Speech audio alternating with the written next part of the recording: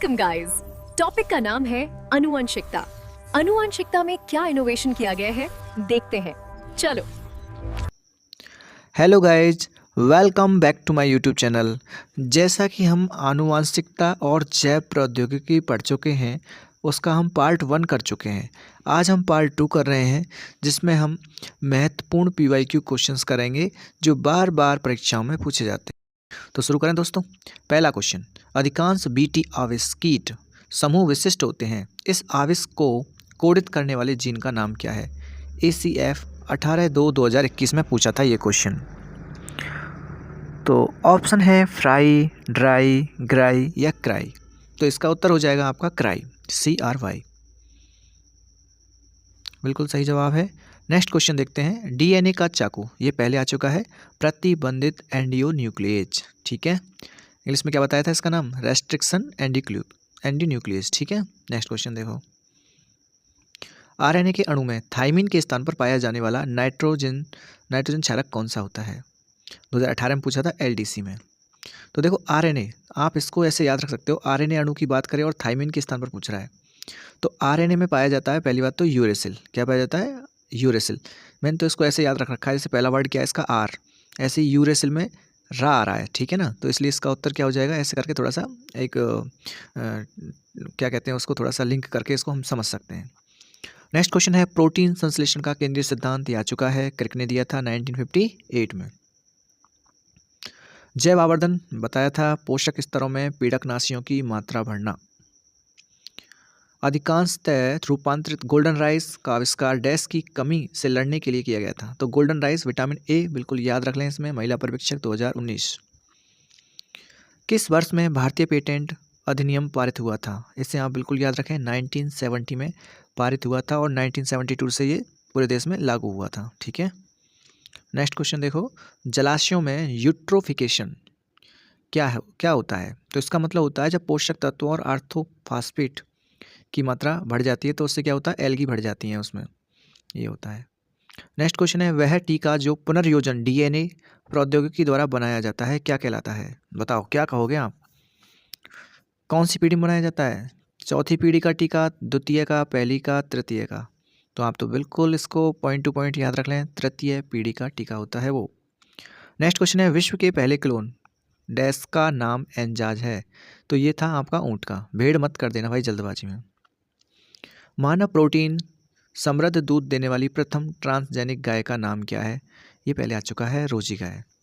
Next question है आपका, एकल संकर संकरण की F2 पीढ़ी का लक्षण प्रारूप यानी फिनोटाइप का अनुपात। एकल का पूछा है इसने ना, एकल का फिनोटाइप होता है क्या? 3:1। जीरो नहीं पूछा है, फिनो पूछा है। ओके, ध्यान रखोगे थोड़ा सा। नेक्स्ट क्वेश्चन देखो, DNA फिंगरप्रिंटिंग की तकनीक किसके द्वारा विकसित की गई थी? सॉरी। तो इसका उत्तर है आपका लालजी सदर्न, एलेक जेफरिज व सहयोगी। तो आपका उत्तर देखो, पहली बात तो DNA फिंगरप्रिंटिंग इंडिया में तो कोई करेगा, तो लालजी तो छोड़ दो। वाटसन आपको पता ही है, DNA मॉडल देने वाला व्यक्ति है। अब रह गए आपके 2 ऑप्शन, तो इसमें से एलेक जेफरिज व सहयोगी, मैं इसको ट्रिक करता हूँ। सही जवाब है 1985 में, बिल्कुल सही है। वर्ष 1978 में सफलतापूर्वक जन्म देने वाले प्रथम परखनली शिशु का नाम क्या था? तो आपका इसमें आ जाएगा लक्ष्मी, दुर्गा, लूसी ब्राउन या एलेना। तो उत्तर हो जाएगा C, लूसी ब्राउन। निम्न में से किस फसल में एजोला एनाबीना जैव उत्प्रेरक का उपयोग किया जाता है? तो एजोला एनाबीना का बिल्कुल याद रख लें आपको, दाल चावल, जैसे 2 वर्ड से आ रहे हैं इसमें, एजोला एनाबीना, तो इसमें चावल याद रख लें। ठीक है, नेक्स्ट क्वेश्चन है, मेंडल ने अपने प्रयोगों के लिए मटर के पौधे में कितने विपर्यासी यानी कॉन्ट्रास्टिंग लक्षणों का चयन किया था? तो आपको पता ही है, तो आपका उत्तर हो जाएगा इसमें 7। मेंडल ने 7 जोड़ी विपर्यासी लक्षणों का अध्ययन किया था जो अलग अलग गुणसूत्रों पर स्थित होते हैं। नेक्स्ट क्वेश्चन देखेंगे, DNA के एक कुंडल यानी कि टर्न की लंबाई कितनी होती है? 20 एंगस्ट्रॉम, 3.4 एंगस्ट्रॉम, 34 एंगस्ट्रॉम या 340? तो ये तो बहुत पुराना क्वेश्चन है। इसका उत्तर है आपका 34 एंगस्ट्रॉम, 34 एंगस्ट्रॉम होती है एक DNA अणु के कुंडल की लंबाई, जिसमें 10 क्षार नाइट्रोजन क्षारक उपस्थित होते हैं। ठीक है, नेक्स्ट क्वेश्चन देखो, पुनर्योजन DNA तकनीक में आणविक कैंची किसे कहा जाता है? ये तो पहले भी आया था ना। आणविक कैंची किसे कहते हैं? प्रतिबंधित एंडियोन्यूक्लियेज यानी रेस्ट्रिक्शन एंडियोन्यूक्लियोज इसको कहते हैं, ठीक है। एक और आएगा इसमें, जो ये तो होता है तोड़ने वाला, एक होता है जोड़ने वाला, ठीक है। इसमें है ऑप्शन में, हाँ ये रहा, लाइगेज। क्या कहते हैं उसको? लाइगेज। वो आणविक, ये आणविक कैंची है, वो आणविक गोंद है, क्योंकि वो एक तरह से क्या करती है, डीएनए को मतलब जीन को जो है जोड़ने का काम करती है। डॉली भेड़ के क्लोन का निर्माण किस वैज्ञानिक का प्रमुख योगदान था? तो इसमें उत्तर हो जाएगा आपका इयान विल्मुट। कौन था इसमें? Doctor Ian Wilmut. स्कॉटलैंड के रोजलिन इंस्टीट्यूट के डॉक्टर इयान विल्मुट और उनके सहयोगियों ने 1996 में डॉली भेड़ का निर्माण किया था। नेक्स्ट क्वेश्चन है, बीटी कपास में बीटी शब्द का क्या अर्थ है? तो आपको पता होना चाहिए इसका नाम क्या है, बैसिलस थ्रीब्रिनजेंसिस। तो उत्तर हो जाएगा आपका ए, बिल्कुल सही जवाब है। निम्नलिखित में से नाइट्रोजन क्षारक केवल आरएनए में पाया जाता है? तो देखो आरएनए में कौन सा पाया जाता है, थाइमिन, ग्वानिन, यूरेसिल या एडेनिन? तो इसका उत्तर हो जाएगा आपका यूरेसिल। इसके अलावा सभी किस में पाए जाते हैं? डीएनए में पाए जाते हैं। देखो यूरेसिल और आरएनए, जैसे आर से शुरू हो रहा है ना ये वर्ड, ऐसे इसमें यूरे रा आ रहा है देखो दूसरे नंबर पे, तो इसको थोड़ा सा ऐसे लिंक करके याद रखना। नेक्स्ट क्वेश्चन है, मेंडल द्वारा अध्ययन किए गए मटर के पौधे में पुष्प का बैंगनी रंग कैसा लक्षण है? तो सबको पता है प्रभावी लक्षण था ये। बैंगनी रंग कैसा है? प्रभावी। डोमिनेंट क्या है? इसको डोमिनेंट कहते हैं। और सफ़ेद कैसा था? अप्रभावी लक्षण।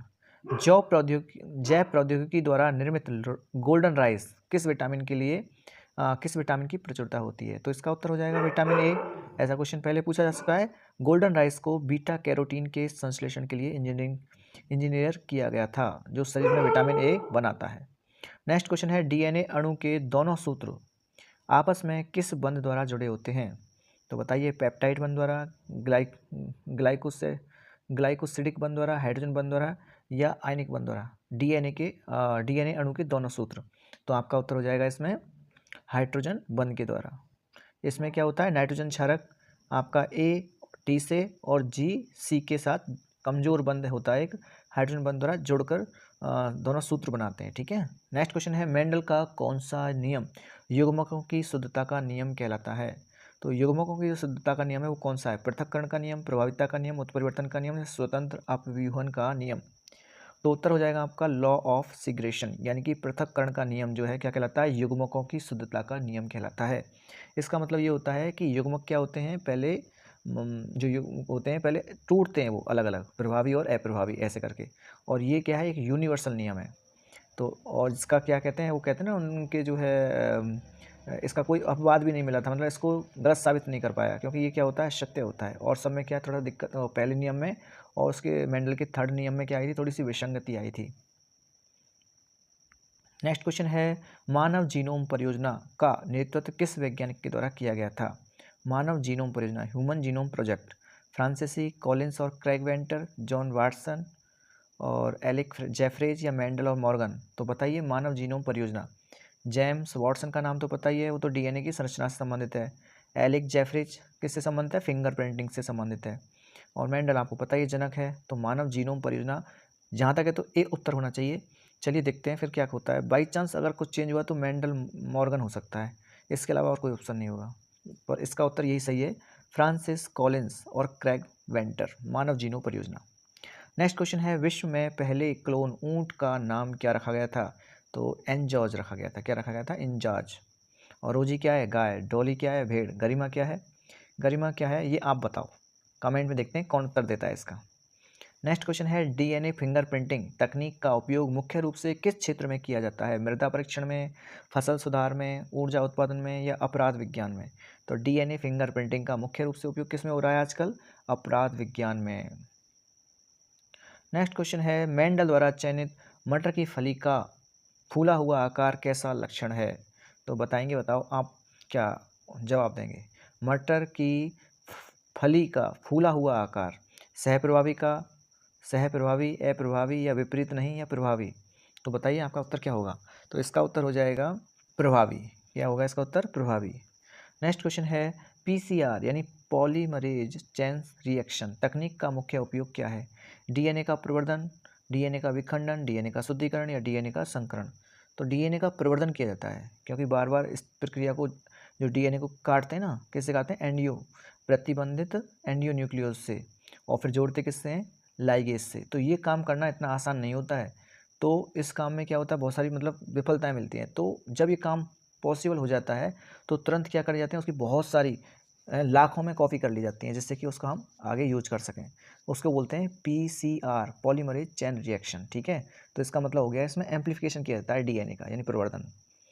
तो नेक्स्ट क्वेश्चन है आपका, देखो लिख रहा है इसमें, PCR के माध्यम से DNA के एक छोटे खंड की लाखों प्रतियां बहुत कम समय में बनाई जा सकती हैं।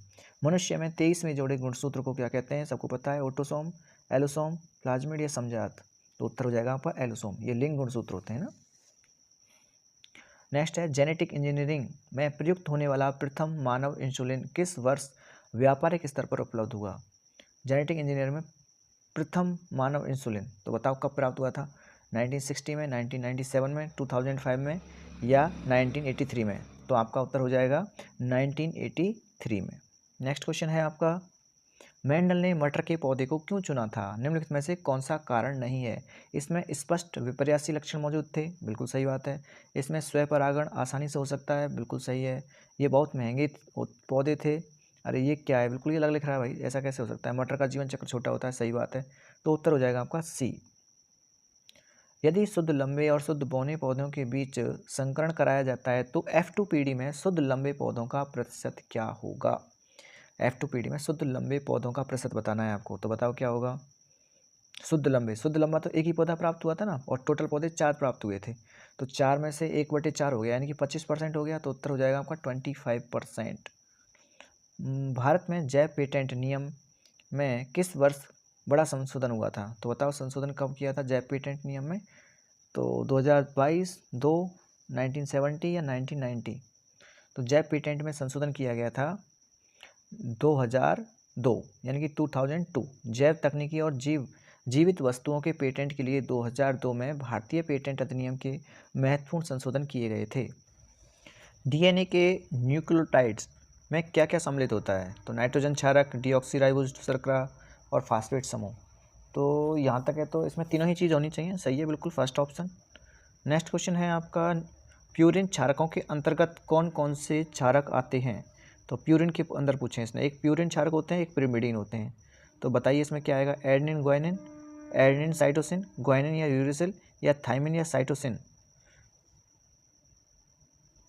तो आपका उत्तर हो जाएगा एडेनिन और ग्वानिन। ठीक है, ये प्यूरिन क्षारक कहलाते हैं। नेक्स्ट क्वेश्चन है आपका, DNA के दोनों रज्जुक एक दूसरे के होते हैं पूरी तरह समान, समानांतर या प्रति समानांतर और पूरक या अनियमित क्रम में। तो उत्तर हो जाएगा आपका प्रति समानांतर और पूरक, ये दोनों ही होते हैं।